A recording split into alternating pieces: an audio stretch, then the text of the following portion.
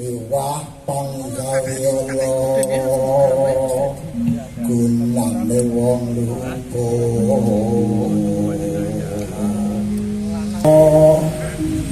maling aja tan ono ngarapre mami guna dudukan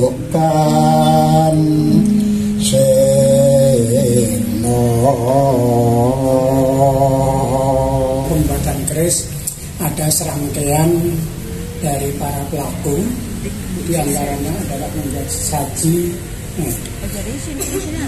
Sesaji ini adalah merupakan doa yang berwujud barang atau bermacam-macam barang maupun jenis sebagainya. Pertama di sini ada pisang raja yang setangkep, namun kalau Jawa ini adalah simbol adalah permohonan doa dari para pelaku maupun yang pemesannya. Di sini juga ada sekar taman, kemudian ada namanya sirih. Nah biasa sirih misalnya di dalam menulis buku adalah sebagai ucapan atau sekapur sirih misalnya dalam buku-buku yang ada itu di sana. Nah ini ucapan itu dan kemudian ada sirih ini bermacam-macam jenis. Nah, misalnya ada tembakau, ada sirih, ada gambir, ada injek dan sebagainya. Nah itu melambangkan jika dilakukan kemudian diproses di dalam mulut ini adalah keluar yang dinamakan kalau Jawa itu dubang. Itu yang warnanya abang atau lidah yang berwarna.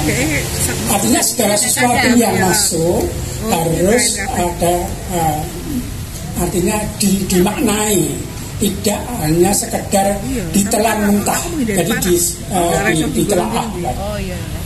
Kemudian ada yang namanya ingkung, kalau Jawa ini ayam yang dimasak sedemikian rupa, bentuknya utuh. Nah ini ingkung, ini bentuk pengorbanan, kesungguhan, manekung di dalam bahasa memuja atau berdoa di dalam rangka melaksanakan nanti pembuatan keris.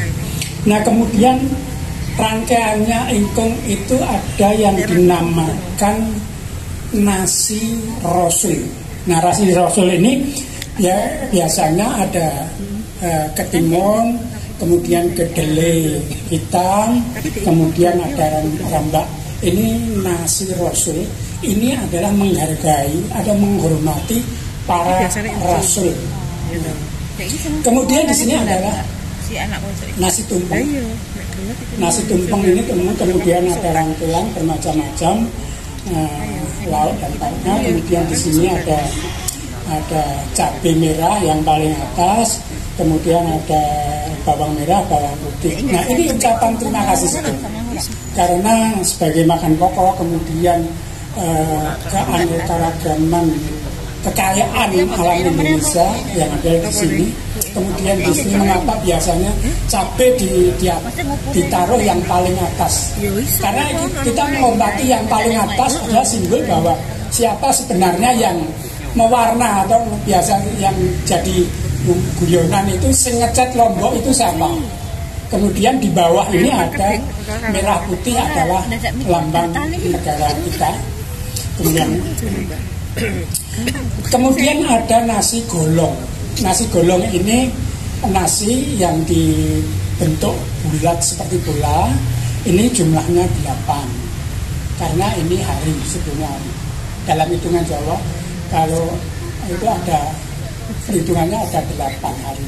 Kalau kenyataannya, tapi dalam perhitungan untuk menentukan harian adalah 8. Nah, golong ini ada golong gilik adalah sudah kesepakatan antara misalnya ada yang ngesake, kalau dulu misalnya raja, kemudian empunya, kemudian pembantu-pembantunya disimbolkan dengan golong giliknya. Nah, kemudian nasi asan ini bulat rata, ini untuk kebersamaan kita di dalam bekerja, melaksanakan tugas atau perintah raja dengan nasi asan, artinya memberikan asuh, memberi tauladan di dalam kita mengerjakan satu pekerjaan.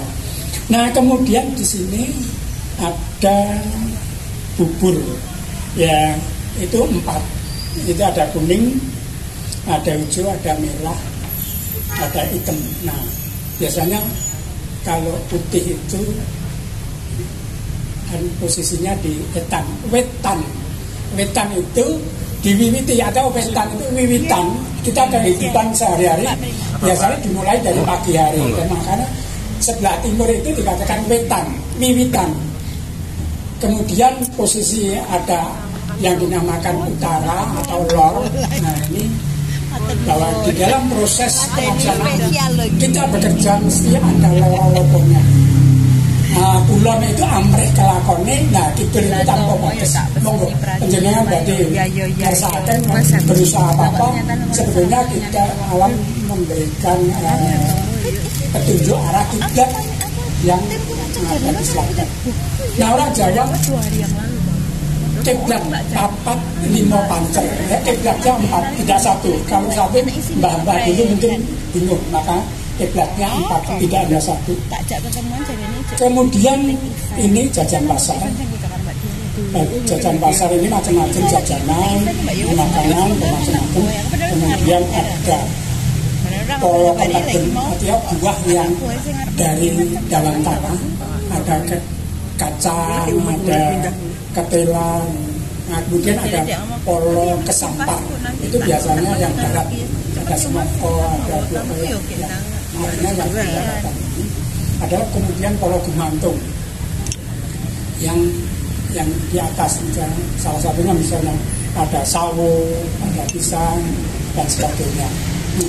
Jajan pasar ini kalau bapak-bapak yang hadir ini tahu, misalnya sudah pirsa masih kagungan nenek atau kakek, bisa tanya bahwa kalau dulu keberhasilan seorang orang tua yang punya sampai punya anak, punya cucu, itu ada tradisi angon, namanya angon. Jadi anak cucu semuanya itu digiring ke pasar untuk melihat suasana yang di pasar. Nah, pasar itu sebetulnya sumber ilmu yang macam-macam.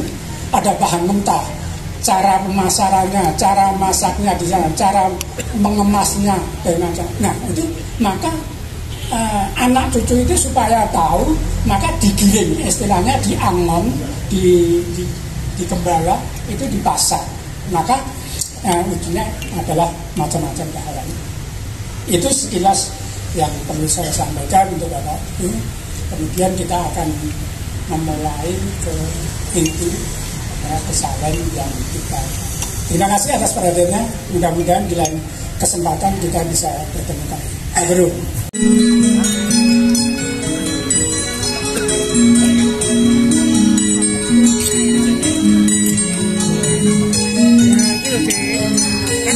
Keris adalah salah satu karya seni peninggalan budaya leluhur yang harus kita lestarikan.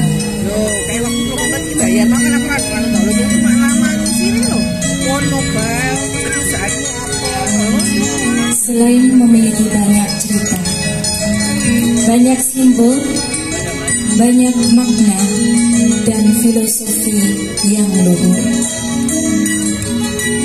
keris juga merupakan perwujudan dari doa.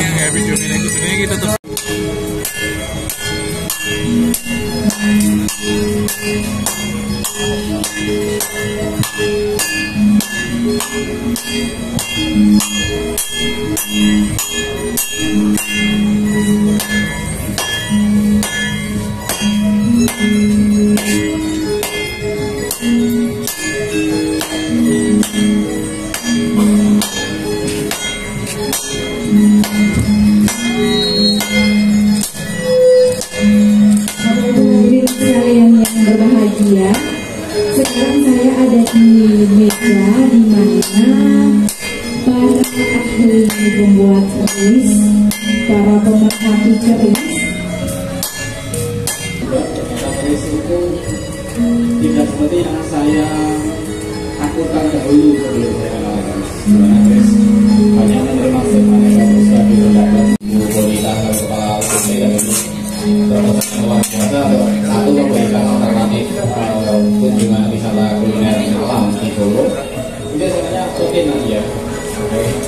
Kedua, kita ada harapan sosial sudah dibuka malam hari juga.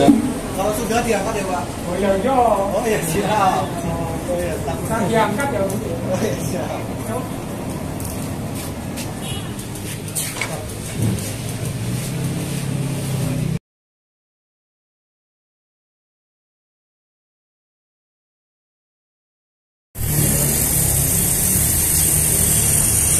Terima kasih kepada untuk Subadi beserta tim yang telah menyajikan atraksi Tempa Keris. Hadirin yang berbahagia, marilah berikan tepuk tangan yang meriah untuk Empu Subandi Subonena dan tim